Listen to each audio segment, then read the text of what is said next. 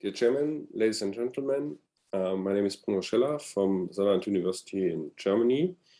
It's a great honor for me to be invited to the EBC 2021 Bifurcation Club meeting. My talk is about drug-coated balloons for coronary artery disease. Why is there a need for alternative treatments to current generation drug-eluting stents? Because we know that there is a stent-related yearly event rate of up to 4%. And according to current knowledge, this event rate, increasing event rate does never stop. This meta-analysis compares the clinical outcomes in the randomized trials comparing DCB for coronary artery disease with alternative treatment. And as you can see, within the first year, there's a reduced rate of myocardial infarction when using a DCB only. And after 3 years, there is a lower all-cause mortality after DCB use, especially driven by cardiac mortality at 3 years. To date, the European guidelines have only a recommendation for the treatment of coronary in-stent restenosis for DCB. This recommendation is supported by a large number of randomized clinical trials comparing DCB and DCS for ISR treatment. And as you can see, overall, there's a somewhat higher TLR rate after DCB use compared to stent in stent. However, if you look at the clinical endpoints, death or myocardial infarction, there's a trend with lower numbers in the DCB group for reduced events. The basic principle of DCB only is presented here. Lesion preparation is the most important part of the interventional procedure. And after having the result of your lesion preparation, you have to decide if this lesion is suitable for DCB only or if there's a need for a permanent stent. And we defined a so-called acceptable angiographic result, which means no flow-limiting dissections. Type A and B dissections are fine because they are not flow-limiting. A residual stenosis of less than 30%. And if you want to include functional measurements, the recommendation is an FR rate of at least 0.8. It has been shown in clinical data that this recommendation of the acceptable angiographic result is very suitable to predict the long-term outcome in terms of target lesion revascularization, as in this work from the Colombo group from Milano. What about de novo disease, which is not yet supported in the guidelines? We have several clinical scenarios for DCB, small vessels, acute coronary syndrome, patient with high bleeding risk, or bifurcation. From the consensus paper here, you can see an overview of the randomized trials on DCB only in de novo lesions and data supporting the use of DCB also in vessels from at least 3 millimeter in diameter. The largest randomized trial so far is the Basket Small 2 trial, 758 patients randomized to either DCB only or current generation drug-eluting stents in coronary arteries up to 3 millimeter in diameter. And as you can see, MACE overall was no difference up to 3 years with the two concepts. What about drug-coated balloons and bifurcation lesions? We have different scenarios here. One initially investigated was DCB plus bare metal stent in the main branch and DCB in the side branch. It turned out that this is not a good idea. In general, the combination of DCB with a newly implanted stent, especially the metal stent, leads to inferior results compared to a drug-eluting stent. Next scenario in bifurcations is using a drug-eluting stent in the main branch and treating the side branch with a DCB.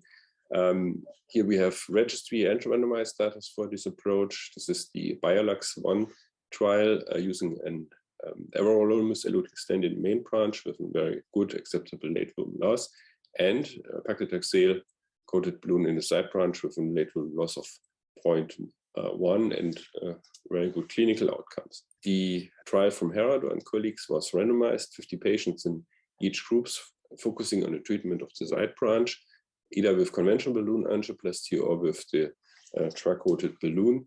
And as you can see here, late lumen loss was highly significantly reduced by the use of the drug-coated balloon compared to balloon angioplasty alone. And similar outcomes have been reported from the randomized peptide BIF trial, drug-coated balloon versus POBA, 32 patients each. And here we also see a significant reduction of late lumen loss, 0.08 with the sequence versus 0.47 in the PROBA group, and binary stenosis rate 6 versus 26%. The next approach is a more puristic approach, leaving nothing behind, main branch DCB and side branch DCB.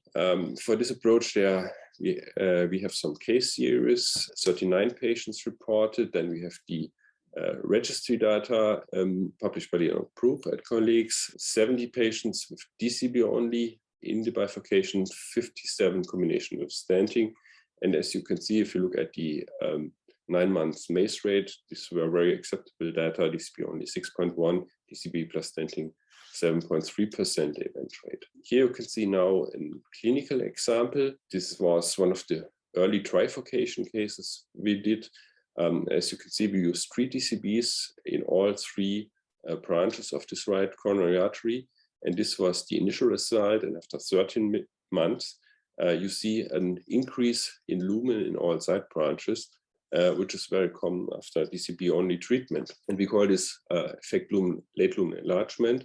And here you can see the MLD distribution of a series of patients at 4 months follow-up.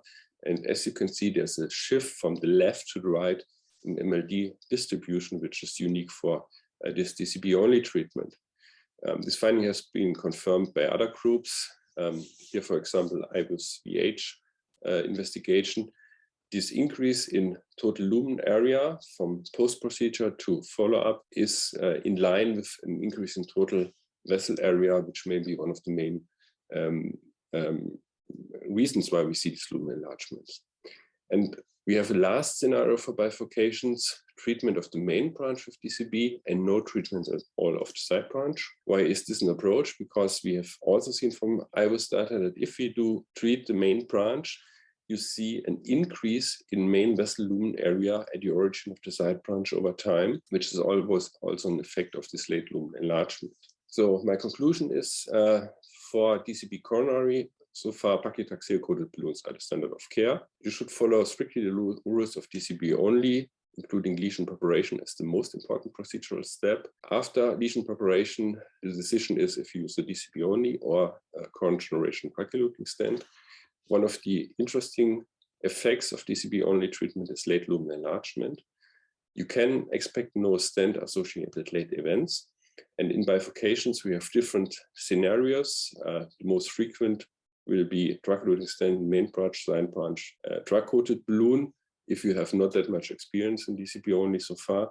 If you want to go a more puristic approach, it makes sense to try leaving nothing behind, either with DCB in main and side branch, or a very simple approach using DCB only in the main branch. Thank you very much.